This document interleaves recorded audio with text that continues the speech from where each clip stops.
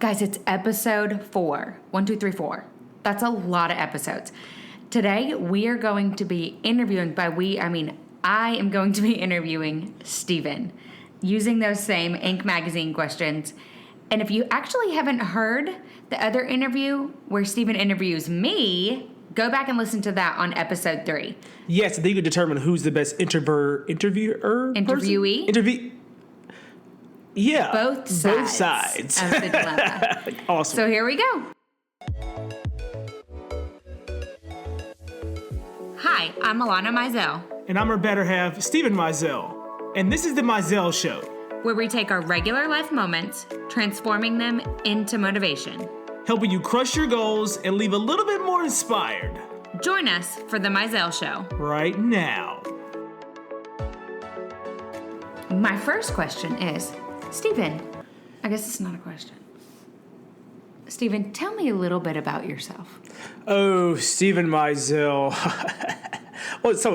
Born and raised in Memphis, Tennessee, a Memphian through and through. Skipped away for a little bit to go to college up in Murfreesboro, spent some time up there. Born and raised in Memphis. Mom is from here, dad's from New York. But it's been from Memphis. Went to MTSU. Murfreesboro was a complete culture shock for me, but it was a fun time up there. Spent my college years up there. Came back to Memphis after graduating at MTSU. Found a good job. Been here ever since. Think God was calling me back for some odd reason. A beautiful blue-eyed lady was waiting on me. From Memphis, born and raised through and through. I'm not going to tell what high school I went to. This is like showing your age. So, yeah, I'm from Memphis. What about Murfreesboro? This isn't in the Inc., but I have a question. So, Inc. asks about Murfreesboro? No. Okay. But you just mentioned Murfreesboro being a culture shock for you. What about Murfreesboro was a culture shock?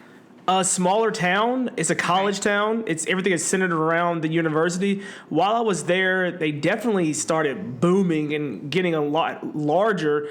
But it was just a culture shock because I'm coming from a city, seeing things and being around bustling. But Murfreesboro is a college town. Met people from all walks of life, though. So it was definitely a culture shock. My roommate was from Minnesota, so that was I didn't know that. Mind blowing. So it was a culture shock just based on coming from Memphis, urban Murfreesboro, college town. Everything centered around the university. But yeah, very cool. Are you starting the questions now? Or is this Alanna special? All right. This is just so funny. If people could see her, she's smiling so hard right now. Are you smart or do you work hard? Oh, I definitely work hard. You're not smart. I do not think I'm smart. Well, no. That's a great question. I work hard, and I think I get it from both of my parents. They kind of instilled it in me. My dad being an entrepreneur, starting his own company, I think he instilled it to me. But, like most young men, my light bulb did not go off until like probably 22, 23 of like what my parents were trying to teach me. I definitely went through the teenage years, not a bad kid, but just lazy, not knowing why I need to do everything you wanted me to do. Like every summer I came home from college and worked with my dad's company, which is good. He paid great, but I just didn't know what it was about. And he's an electrical engineer. My sister went to Stanford in Southern University. So I feel like my sister and my dad and my parents, I think they definitely worked hard and instilled it in me. And I know that from just my work ethic, because I don't know the answer to everything, but I can help either find it or help someone that knows it. So I guess you can say that. So I definitely work harder. I'm not smart. Okay. You are smart. I'm smart. It's just a trick question. It's a trick question. Which is interesting for an interview. That's a great question. It threw me out. You were like smiling so hard over there. Yeah. What position would you play on a football team? Oh, if I was on... It says soccer team on the magazine article, but we're going to do football. We're just not huge soccer fans in this house. Nothing against soccer. Nothing against it. Just don't play soccer. Watch soccer. Right. But Adele's going to play soccer, though. Yeah. Briggs would get so many yellow cards or red cards that he couldn't play. Out. He would tackle. He'd get kicked out. If I played a position in football, I would say linebacker. because you're kind of in the middle of the defense in which you're not every play getting into it, like on the defensive line, and you're kind of letting things come to you and you're able to see it from a landscape, but you're also not on the back end like a safety of the secondary. You're like the last resort. So I think I'm kind of like in the middle in which I will get a lot of action, get my hands dirty, but also it gives me enough opportunity to take a step back and visualize and see the play developing. So I would definitely be a linebacker. Okay, so for people that don't play football or don't know anything about football, what that means is that's on the defense, which I feel like is important. Yeah.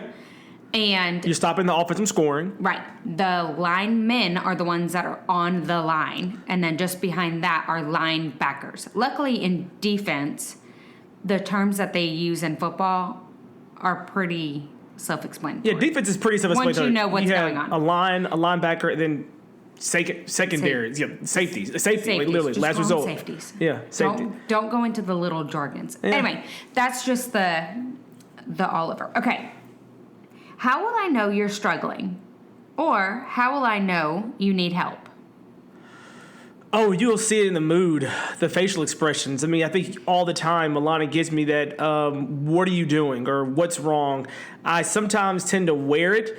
More times out of not, I am bubbly, outgoing, full of energy. So if you see a drop off in that energy level, you're like, what's going on?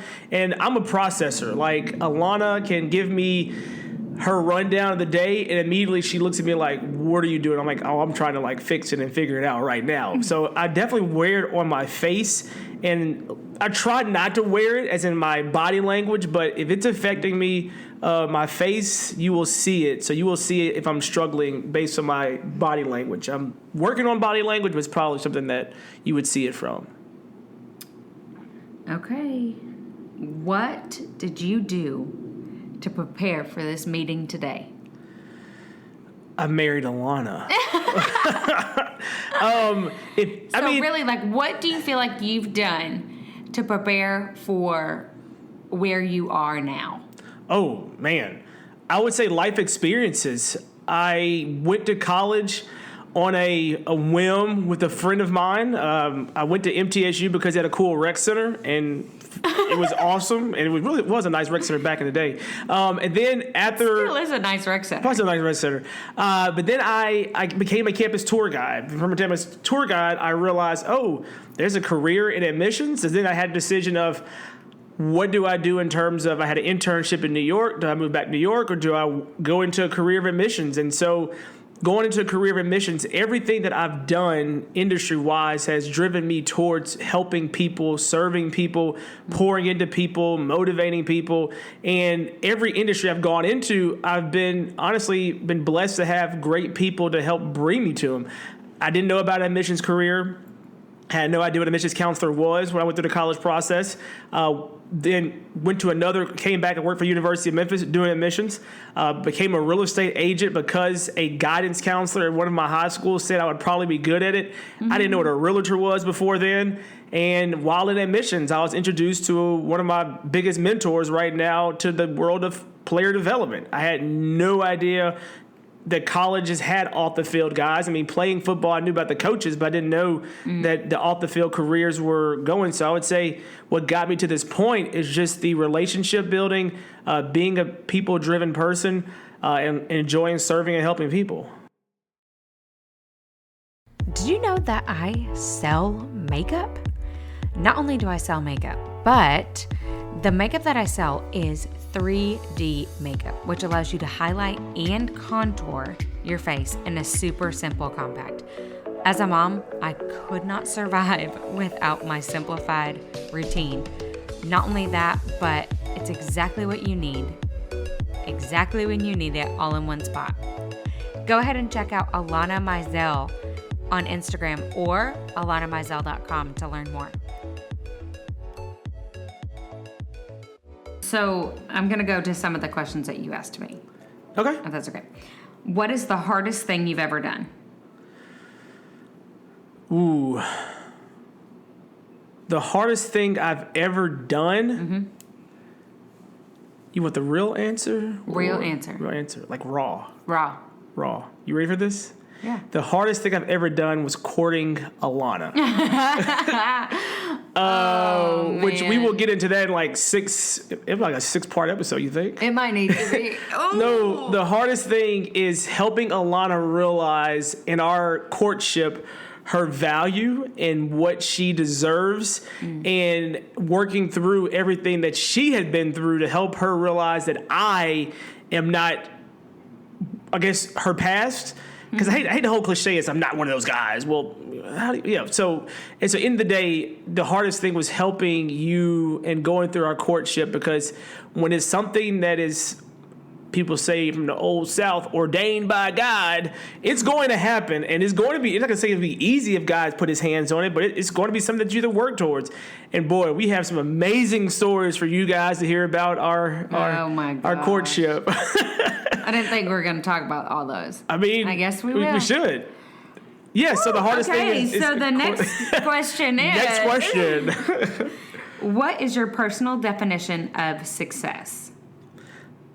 The personal definition of success, I mean, it's definitely shifted now that I have a family, that I have 2 beautiful, outgoing, beautifully wild, crazy kids that I love, and my wife.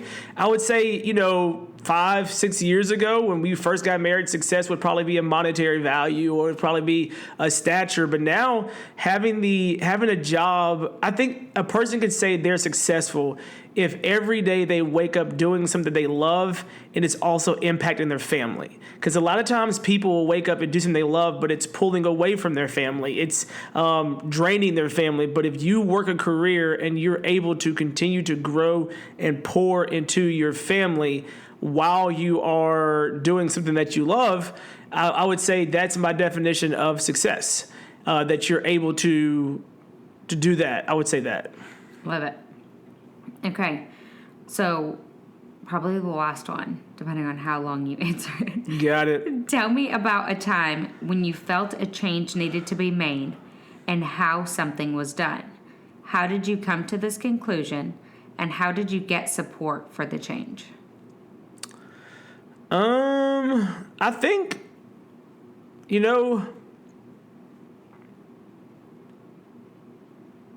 that's a good question. I would say if the thing that I needed to change was that I needed to change my career at one point. I knew that it was time, and I had probably gotten to the best that I could be in that industry of me not wanting to be a director or get another degree. And so that I realized that change was coming because I realized I felt like I wasn't being challenged, and I was kind of going through the mundaneness. And so talking to you and us really sitting down and trying to figure out what it is that, I wanted to do or what to move from, I think just the going through the process and not feeling challenged and not being excited about the day that was coming through the work day, I felt like it was a time for a change. And so with that being said, I got support from you. We had meaningful conversations with tons of people that are in our circle, and they all kind of came together to support, like, if this is what you want to do, then we're going to have to go for it. And so we went for it. And so the job that I'm in now, we did like part-time help for almost 4 years before we even had an opportunity to apply for it. But it's a time that you recognize when you're not feeling challenged and you get comfortable, it's time to make a change. And that's when I realized it was time for a change. And with your support and the support of our village, we made that change. I specifically loved how you just said that once you got comfortable was when you knew it was time for a change. And in general, I love asking you questions, but I'm also grateful to get access to you all the time. And it's still insightful to hear how you see success versus how I see success. Like in the last episode, as I mentioned, I love hearing the answers that Steven has. If you are loving this podcast, please be sure to leave us a review. Wherever you're listening to podcasts, go over to our website. Answer one there at www.themizellshow.com. Go over to Instagram, screenshot this episode, have it in your story, and just tag us at The Mizell Show. We're grateful for you guys. Thanks so much. Are you loving The Mizell Show? Well, we love you all. And did you know that you can have me and Steven talk to your team or a group of 25 of your friends? All it takes is 25 people showing up on either a Zoom call, a Facebook Live, or really anywhere. Hopefully in person sooner rather than later.